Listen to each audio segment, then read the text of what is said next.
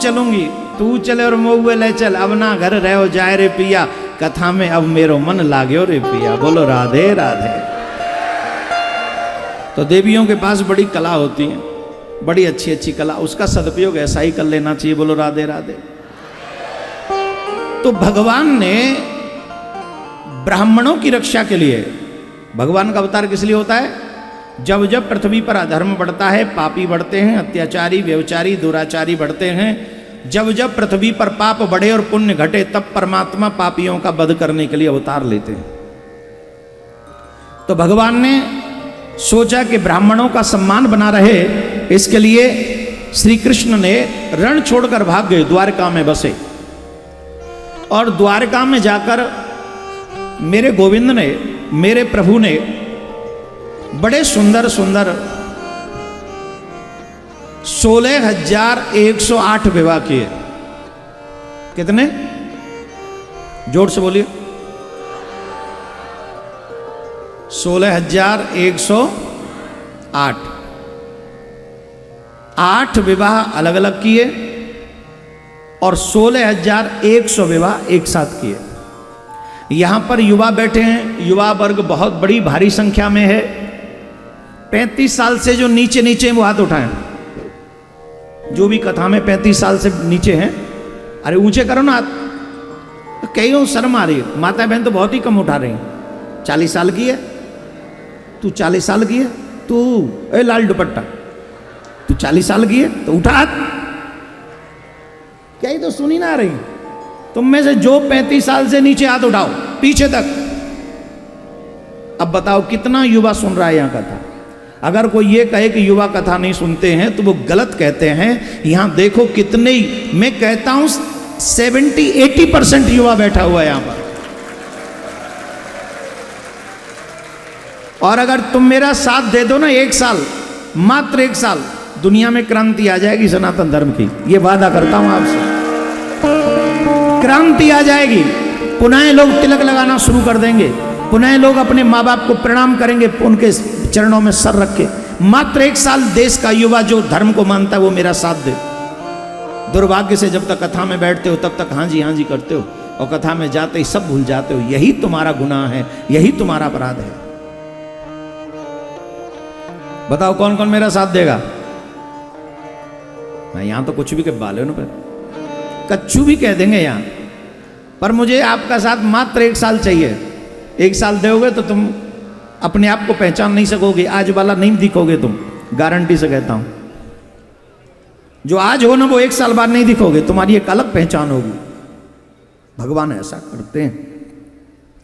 काफी लोग युवा बैठे हैं और युवाओं के मध्य में एक प्रश्न है, भगवान ने इतने विवाह क्यों किए? भगवान को इतना विवाह करने की आवश्यकता क्या है? सावधानी पूर्वक सुनना, आपके संशय का निवारण भागवत में है। भगवान ने अपने लिए कभी, भगवान तो उनको जानते भी नहीं थे, किसी को इनमें से बहुत एकाध को जानते होंगे और किसी को नहीं जानते थे। पर भगवान ने विवाह क्यों किए? सुनो, भगवान ने 8 विवाह अलग अलग किए और 16,100 विवाह एक साथ किए। एक राक्षस था जिसका नाम था भौमासुर। क्या नाम था? भौमासुर। उसे पता चला कि कृष्ण 16,108 विवाह करेंगे, तो उसने जिद की कि मैं कृष्ण से ज्यादा विवाह करूंगा। तो जहां भी कन्याओं को, राजकुमारियों को वो देखता था, वो उन्हें उठा लाता था और बंदी बना लेता था, उन्हें बंदी बनाकर रखता था। ऐसे करके 16,100 कन्या हो गई थी। उनका दुख कोई नहीं समझता था, वो बहुत दुखी थी। एक बार देवर्षि नारद जी वहां होके निकले और उन्होंने अपना सारा दुख देवर्षि नारद जी को सुनाया। नारद जी ने जब ये दुख सुना तो नारद जी ने ये उनका दुख देवर्षि नारद जी ने द्वारकाधीश को सुनाया। और जब द्वारकाधीश को ये दुख सुनाया तो द्वारकाधीश गरुड़ पर सवार हुए, सत्यभामा जी को संग लिया और सत्यभामा जी को संग लेकर उस दुष्ट भौमासुर का वध किया। उसका वध कर दिया और कन्याओं को बंदी गृह से मुक्त कर दिया। कन्याओं को मुक्त करके भगवान ने उन कन्याओं से कहा कि तुम जहां से आई हो वहां जाओ। ध्यान से सुनिएगा, युवाओं को सावधानी पूर्वक सुननी होगी कथा, तभी ये संशय का निवारण होगा। भगवान ने उन कन्याओं को कारागार से मुक्त करके कहा कि अब तुम जाओ। उन कन्याओं ने कहा हम कहां जाएं? कि अपने माता पिता के पास जाओ। तो उन कन्याओं ने कहा क्या हमारे माता पिता हमें स्वीकार करेंगे? इस दुष्ट ने हमें इतने दिनों से बंदी बना रखा है, क्या हमारे माँ बाप हमें स्वीकार करेंगे? और मान लो अगर माँ बाप ने हमें स्वीकार कर भी लिया, मान लो कि उन्होंने हमें स्वीकार कर लिया, हमसे विवाह कौन करेगा? हमसे विवाह कौन करेगा?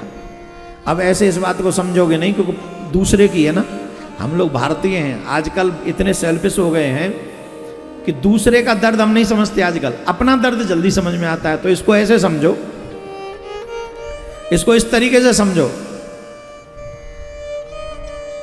यहां पर जो कन्याएं बैठी हाथ उठाएं, जो अनमैरिड हैं, अनमैरिड कन्या हाथ उठाएं, थोड़ा ऊंचा करें और ऊंचा।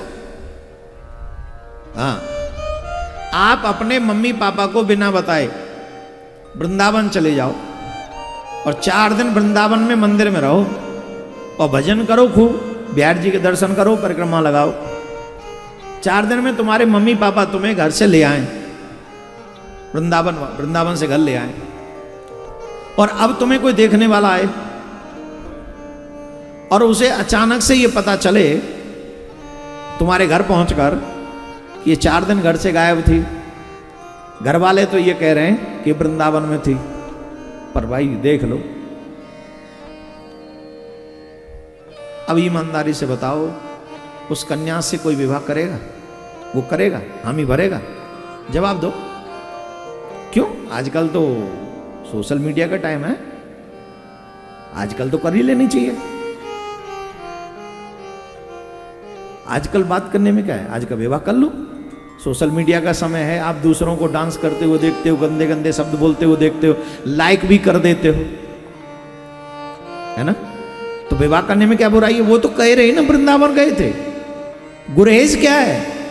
बोले चाहे जो हम लाइक कुछ भी कर लें, लेकिन जब पार्टनर पत्नी चाहिए ना, फिर तो वो सीता ही चाहिए, चाहे हम रावण हो, पार्टनर सीता ही चाहिए।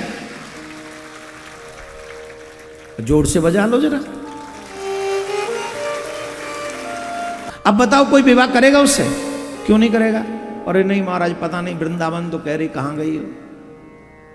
अब आज के इस बड़े मॉडर्न टाइम में भी हम उससे विवाह नहीं करेंगे जो 4 दिन बिना बताए रही। वो तो द्वापर का अंत युग, द्वापर का अंतिम चरण था, जिस समय भगवान श्री कृष्ण की वो उस समय वो जो कन्याएं थी उनको राक्षस ने बंदी बना रखा था। उस समय तो कितनी मान था, कितनी मर्यादाएं थी, कितना लाज था, कितनी हया थी, आज तो हम कल्पना भी नहीं कर सकते उन चीजों की। उस समय कौन उनसे विवाह करता?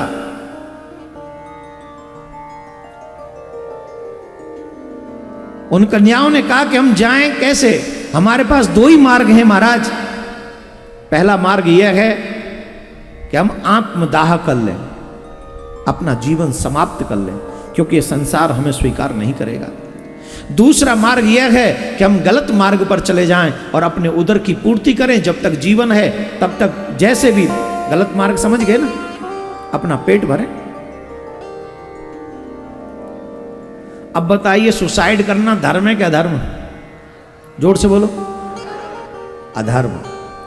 भगवान का जन्म किस लिए होता है, प्रकट किस लिए होता है, अवतार किस लिए होता है? धर्म की, और आत्महत्या अधर्म। दूसरा, गलत मार्ग पर जाकर से पेट के लिए अपने शरीर को बेच देना, ये धर्म है क्या धर्म? जोर से बोलो। तो भगवान का प्रकट किसके लिए हुआ?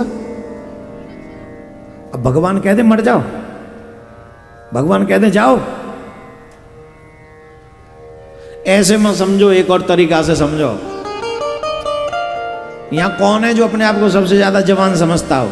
शादीशुदा। ये समझ में आएगी आपको भेरेंट, अबई अबई लग।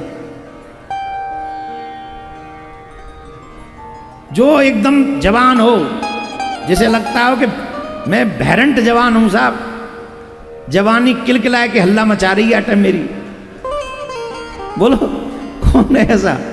है कोई? हाँ क्यों बैठे हैं? अच्छा सुनो, ऐसी 4 कन्याएं तुम्हारे पास आ जाएं कि अगर तुम हमसे विवाह नहीं करोगे तो हम आत्महत्या कर लेंगे, और तुम्हारा विवाह हो चुका है, 4 पप्पू भी घर में बैठे, तुम्हारा विवाह हो चुका और 4 कन्या आके कह दें कि तुम विवाह कर लो, नहीं तो हम गलत रास्ते पे जाना पड़ेगा या फिर हम सुसाइड कर लेंगे। कितना भी बड़ा रिच पर्सन हो, ईमानदारी से बताओ, हिम्मत कर पाएगा? आप कर पाओगे? बोलो क्यों नहीं कर पाओगे? क्योंकि तुम शादीशुदा हो, तुम्हारे घर वाले ठोक ठोक के तुम्हें ठीक कर दें, और एक ब्याह ऑलरेडी है चुके हो, भाई के मारे संतुष्ट हो।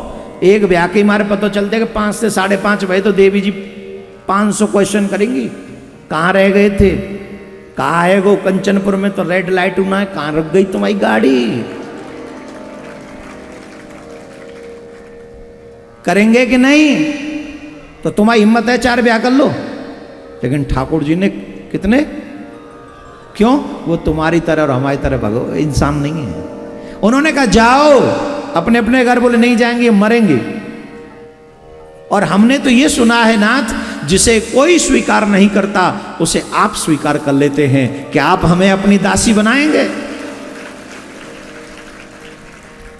उन देवियों की बात को सुनकर, उनका दर्द समझकर भगवान ने उन सब के साथ सोचा कि चलो बताएंगे, विवाह करते हैं कि नहीं। नारद जी बोले कब बताएंगे? सो मुहूर्त तो आ जाए। कब बताओगे? जब करना ही है तो अभी कर लो, मैं मंत्र बाल बोलता हूं। तब नारद जी की देख रेख में भगवान ने एक साथ 16,100 कन्याओं के साथ में विवाह किया, अपने सुख के लिए नहीं, उन सब के प्राणों की रक्षा के लिए भगवान ने विवाह किया। और धीरे बंदर की तरह, वेरी गुड, बहुत अच्छे लग रहे। कभी कभी आपकी तालियों को देख के मुझे लगता है जो साइंटिस्ट ये कहते हैं ना, हम पहले कभी बंदर थे। क्या गजब का गणित है साहब। साइंटिस्ट कहते हैं हम कभी बंदर थे, हमारे पूर्वज बंदर थे, हम धीरे धीरे कन्वर्ट हुए बंदरों से। त्यार ना सुझा त्यारो झूठे कहीं के। अरे रुको ना, अभी बाद में बजाना, पहले भाई सुनो। हम गारंटी से कह रहे हैं 5,000 बंदर बांध के रखो कंचनपुर में, हम देंगे उनकी रोटी पानी। बोलो 5,000 बंदर, और 5,000 में से एक इंसान बना के दिखाओ, तुम एक बनाओ, चलो। वारी वाह गणित, वारी वाह किताब, वारे वाह साइंस, गजब को आदमी, भाई गजब पढ़ा रहे हो। हमारे पूर्वज पहले बंदर थे, हम धीरे धीरे धीरे धीरे बन गए। और जब ते बने फिर बाके बाद कोई बंदर इंसान ही ना बने हो, बाके बाद बन वो बंद कर दियो, फैक्ट्री बंद है गई हो कि बंदर ना रहे धरती पे। झूठे कहीं के झूठे, हम बंदर कभी थे नहीं, हम बंदर है नहीं। तुम्हारी हरकत अगली बार बंदर जरूर बना देंगी तुमको। हम कभी बंदर नहीं थे। युवाओं सब सीख लो, ये तुम्हें गलत पढ़ाया जा रहा है कि तुम बंदर थे, तुम कभी बंदर नहीं थे। हम जहां से प्रकट हुए हैं, हम नारायण, नारायण से ब्रह्मा जी, ब्रह्मा जी से मनु, और मनु जी से हम मानव सृष्टि।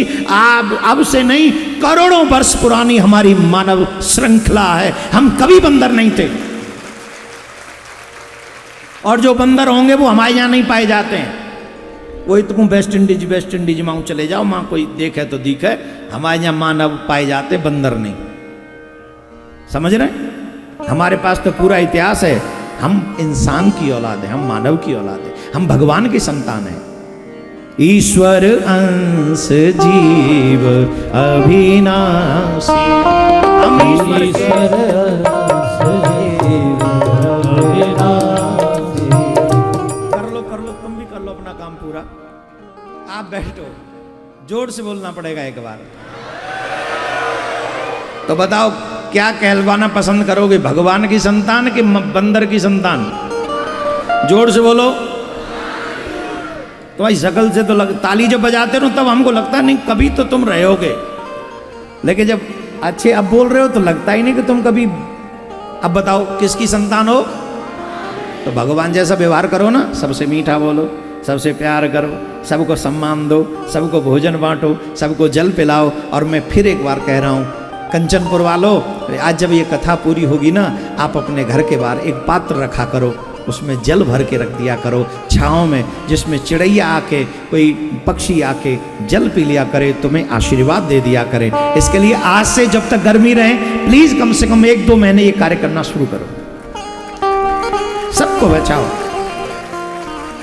ये भगवान का काम है, भगवान सबका लालन पालन करते। आज अगर भगवान मुझसे बुलवा रहे हैं ना, ये भगवान ही बुलवा रहे हैं, उनका दर्द समझ के, मैं नहीं बोल रहा हूं, भगवान बुलवा रहे हैं।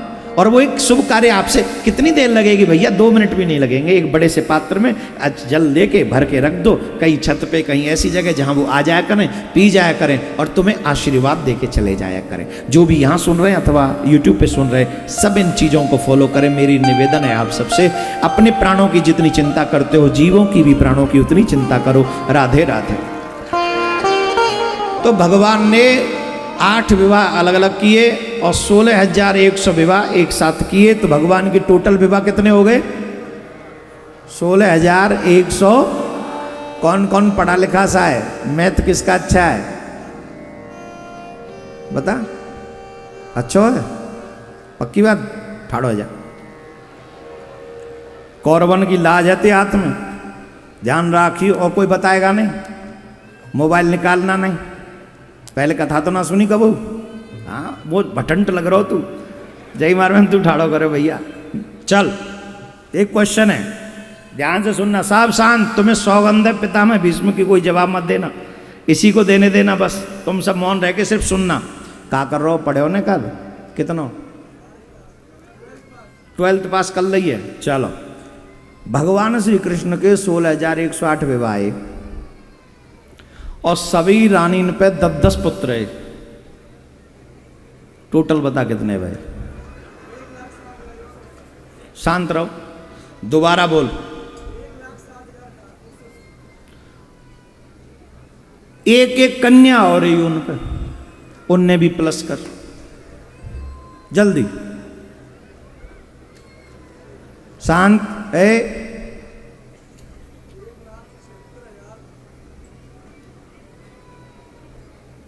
चल, 12th इंग्लिश मीडियम थे ये जी, हाल है इंग्लिश मीडियम उनको। कोई बात ना बेटा, बैठ जा। तेने फिर भी कौरवन की संतान है, जहां हमारे जौहर पहुंच गए।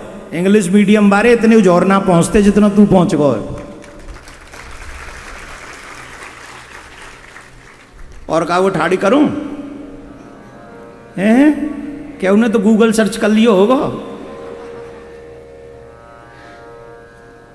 60 नहीं थे, 1,61,080 ये पुत्र हैं। और पुत्र और पुत्री टोटल मिलाकर 1,77,188 ये अकेले भगवान श्री कृष्ण की संतान है, मात्र अकेले भगवान श्री कृष्ण की। 1,77,188 जिसमें से 16,108 कन्याएं।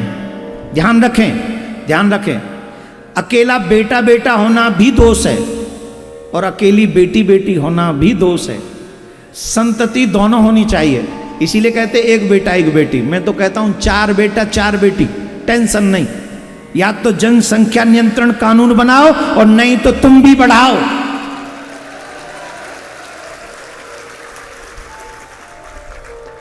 और अगर तुमने अपनी संतति नहीं बढ़ाई ना, मैं बता रहा हूं, जैसे गंदार से खाली करा लिया गया है ना पाकिस्तान से, 19 पॉइंट थे, आज 1 पॉइंट पे आ गए, 1% ही रह गया।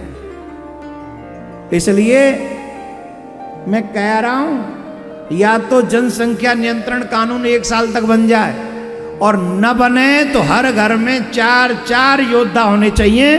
4 बेटा हों, 4 बेटी, और बेटियों को भी थोड़ा सा शस्त्र विद्या सिखाओ, जिससे कोई राक्षस उन पर कुदृष्टि न डाल सके। बोलो राधे राधे। मैं यहाँ आचार्य होने के नाते ये बात नहीं बोल रहा हूँ, लेकिन आपका देश, आपका धर्म बचा रहे, आपका घर बचा रहे, आपका परिवार बचा रहे, इसलिए मेरी कहने की जिम्मेदारी बनती है। एक देश एक कानून सबके लिए लागू होना चाहिए। राधे राधे बोलना पड़ेगा। मैं कहाँ था? भगवान की 1,77,188 संतान है, लेकिन भगवान की दिनचर्या जानते हो क्या है? सावधानी सुनना। ए मैया, गर्मी लग रही है ना, नेक देर और रुको, सुनो, 1 घंटा ही रहेगो बस, 1.25 घंटा, सावधानी सुनो। भगवान के युवा कितने बजे उठते हैं सुबह? बिस्तर कितने बजे छोड़ते हो?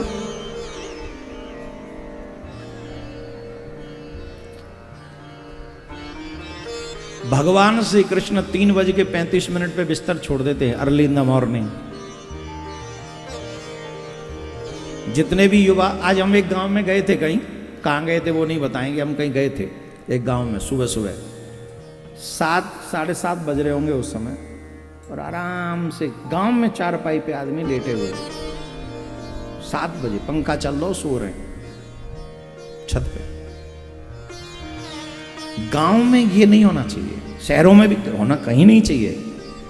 जब मैं आप सभी युवाओं से निवेदन, अगर तुम भाग्यवान बनना चाहते हो, अगर तुम चाहते हो कि तुम जो चाहते हो वो तुम्हें मिल जाए, उसके लिए अपने दिन को बड़ा करो, रात को छोटी करो। और तुम्हारा दिन तब बड़ा होगा जब सुबह अर्ली इन द मॉर्निंग उठ जाओगे, सूर्य उदय से पहले उठ जाओ, और सूर्य को, उगते हुए सूर्य को जब तुम जल देना शुरू कर दोगे, अर्घ देना शुरू कर दोगे, तुम्हारे भाग्य को कोई मंद नहीं कर सकता, तुम्हारा भाग्य उदय होता चला जाएगा। हमारे ऋषि मुनि पहले इतना क्यों जिंदा रहते थे? वो सोते ही नहीं थे ज्यादा। सोने में सांसें ज्यादा खर्च होती हैं, समझो एक बात को। जिन चीजों में सांसें खर्च कम होती हैं वो काम तुम करो। सोने में ज्यादा खर्च होती हैं, दौड़ने में ज्यादा खर्च होती हैं, स्त्री संग में ज्यादा खर्च होती हैं, क्रोध करने में ज्यादा खर्च होती हैं। जितना क्रोध करोगे सांसें उतनी खर्च हो जाएंगी। तो जब तुम्हारी लिमिटेड सांसें जैसे 100, और उन्हें तुम टाइम से पहले खर्च कर दोगे तो क्या होगा? जीवन अल्पायु हो जाएगी। उठो, ध्यान में बैठो, मन को शांत रखो, क्रोध मत करो, ज्यादा देर तक मत सो, तो वो सांसें बचेंगी कि नहीं बचेंगी? बचेंगी तो कौन खर्च करेगा उन्हें? तुम ही करोगे। तो उसके लिए ईयर्स बढ़ जाएंगी, साल बढ़ जाएंगी, क्योंकि खर्च तो तुम ही को कर रही है, तभी जाना है तुम्हें। इसलिए अपनी श्वासों को कंट्रोल करना सीखो, ज़्यादा से ज़्यादा श्वासों को बचाना सीखो, और ज़्यादा से ज़्यादा जल्दी उठकर सूर्य को अर्घ देना। और जब सूर्य को अर्घ देते हो तो सूर्य के साथ साथ 33 करोड़ देवी देवता आपसे प्रसन्न हो जाते हैं, आपका भाग्य उदय होता है। सूर्य को जल चढ़ाने वाला निरोगी काया को प्राप्त होता है। इसलिए सूर्य को जल चढ़ाने के लिए एक लाल पुष्प और थोड़े से चावल टूटे नहीं हों, वो लेके सूर्य को जल चढ़ाओ। जो बच्चे ऐसा करते या जो व्यक्ति ऐसा करते वो दीर्घायु, निरोगी काया और भाग्यवान होते हैं। बोलो राधे राधे। ऐसे नहीं, जोर से बोलना पड़ेगा, और जोर से बोलना पड़ेगा। तो उगते हुए सूर्य को जल देना। भगवान बड़ी जल्दी उठते हैं, स्नान करते हैं, ध्यान करते हैं, उसके बाद एक विशेष काम करते हैं। क्या करते हैं? भगवान जो है विद्वान ब्राह्मणों को बुलाते हैं, और विद्वान ब्राह्मणों को बुलाकर उनसे पुराणों की कथा सुनते हैं। ध्यान से सुनना, ये बात महत्वपूर्ण है। क्या करते हैं? पुराणों की कथा सुनते। अब भगवान को पुराणों की कथा सुनने की क्या जरूरत है? सारे पुराणों में तो उन्हीं की कथा है, फिर क्या आवश्यकता उन्हें है। कभी बीमार हुए थे बचपन में? याद करो कोई बचपन अपना, सब लोग करो। बचपन में बीमार हुए थे, मम्मी दवा खिला रही थी, कैसे खिला रही थी? आ करके कैसे खवा रही बताइए? तो फोटो खिंचवाऊं, खींच बता, ऐसे खिंचवा। अब बेटा छोटा है या बेटी छोटी है, वो दवा नहीं खा रही है या खा रहा है, तो माँ पहले खुद चखती है उसे, देख कड़वी नहीं है, मीठी है, देख देख अच्छी है, ये नुकसान नहीं, फायदा करेगी, देख तेरी मम्मी भी तो खा रही है ना, देख तेरी मम्मी खा रही है। अब रोग मम्मी को नहीं है, फिर मम्मी चख क्यों रही है? रोग मम्मी को नहीं है, रोग तो बेटे को या बेटी को है, फिर भी मम्मी चख रही है। क्यों? क्योंकि मम्मी दिखाकर उस बच्चे को खिलाना चाहती है कि तू खा, जब ही तेरा रोग समाप्त होगा। और परमात्मा कौन है? तुमेव माता च पिता तुमेव। भगवान कौन है? हमारी माँ। तो हमें कौन सा रोग लगा है? बोले भव रोग लगा है। जो इस संसार में आ गए वो सब रोगी हैं। तो ये भव रोग से मुक्ति कब मिलेगी? बोले जब ये भागवत रूपी औषधि का श्रवण करोगे, पान करोगे, तो भव रोग से समाप्त हो जाएगा, ये भव रोग समाप्त हो जाएगा। इसलिए पहले भगवान सुनते हैं और हमें दिखाते हैं कि ये दवा कड़वी नहीं है, ये दवा मीठी है। इसको स्वीकार करोगे तो तुम्हारा जीवन धन्य हो जाएगा, पवित्र हो जाएगा, सुंदर हो जाएगा। इसलिए भगवान अकेले कथा नहीं सुनते,